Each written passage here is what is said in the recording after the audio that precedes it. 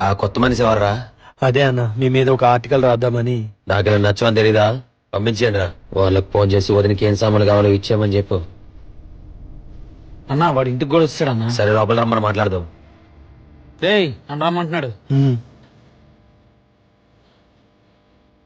Interest లేదని చెప్పిన ఇంటి వరకు వచ్చారంటే శివన్న నేను చెప్పేది పూర్తిగా వినండి.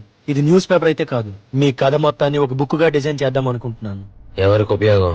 వచ్చే తరం ఏదో ఒకటి మీ కథ నుండి తప్పకుండా నేర్చుకుంటారు. ఏది మంచి, ఏది చెడు, ఏది చేయకూడదు, ఏది చేయాలనే విషయాన్ని ఖచ్చితంగా నేర్చుకుంటారు. ఒక్కసారి ఆలోచించండి శివన్న. వచ్చే తరానికి ఉపయోగపడద్దాను.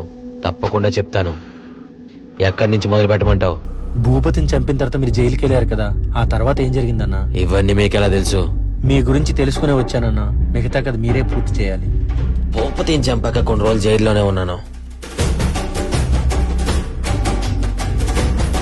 జీవితంలో ఎంత గొప్పవాడైనా కోపంలో ఏదో ఒక తప్పు చేస్తాడు. నేను కూడా అదే తప్పు చేశాను. అమ్ముని చంపడం. అమ్ముని మీ చేతులతో చంపారా?